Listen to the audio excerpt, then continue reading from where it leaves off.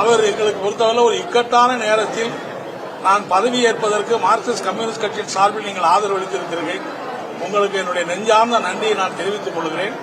இந்த நன்றி என்றென்றைக்கும் உங்கள் மீது எனக்கு இருக்கும் என்பதை நான் தெரிவிச்சுக்க விரும்புகிறேன். நம்பர்லாம் சொல்லல, பெரும்பான்மை இருக்கிறனால தானே ஆளுநர் அழைச்சிருக்கிறார். எனவே என்றைக்கும் உங்களுக்கு நான் நன்றி கடன் பட்டிருக்கிறேன். அது மட்டுமல்ல, மக்கள் விரும்புகிற ஒரு நல்ல ஆட்சியை நான் கொடுப்பேன். உங்களுடைய ஆலோசனைகள், ஒத்துழைப்புகள் எல்லாமே எனக்கு தேவை.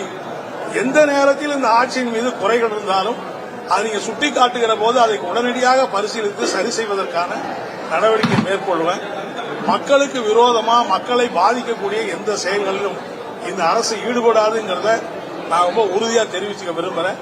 அதோட எந்த சூழ்நிலையிலேயும் மதவாத சக்திகளை தமிழ்நாட்டில் நான் அனுமதிக்க மாட்டேன்.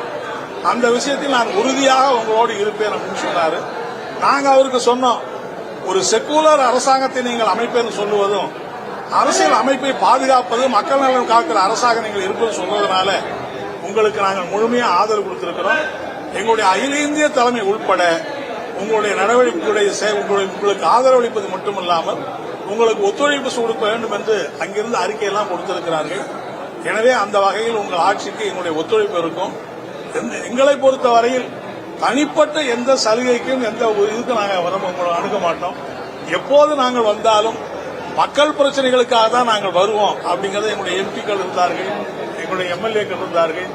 எல்லாரும் நாங்கள் மக்கள் பிரச்சனைக்காக தான் நாங்கள் வருவோம். தனிப்பட்ட எந்த சலுகையோ எந்த உரிமையோ நாங்கள் கோர மாட்டோங்கிறது அவருக்கு சொன்னோம். அது எனக்கு நல்லா தெரியும். எப்பயுமே கம்யூனிஸ்டுகள் மக்களுக்காக தான் நீங்க குரல் கொடுப்பீங்க, மக்களுக்காக தான் வருவீங்க, நல்லா தெரியும். நிச்சயமா நான் நீங்கள் விரும்புகிற மாதிரி ஒரு ஆட்சியை நான் கொடுப்பேன்னு சொன்னாரு. அப்புறம் செங்கோட்டையன், ஆதவ அவங்க எல்லாம் இங்க கார்ல் மார்க்ஸுடைய சிலை இருக்கு அப்படின்னு சொன்னாங்க. அப்புறம் நேரடியா கார்ல் மார்க்ஸ் சிலைக்கும் மலர் தூவி வணக்கத்தை செலுத்திட்டு அப்புறம் இங்கிருந்து விடைபெற்று சென்றோம்.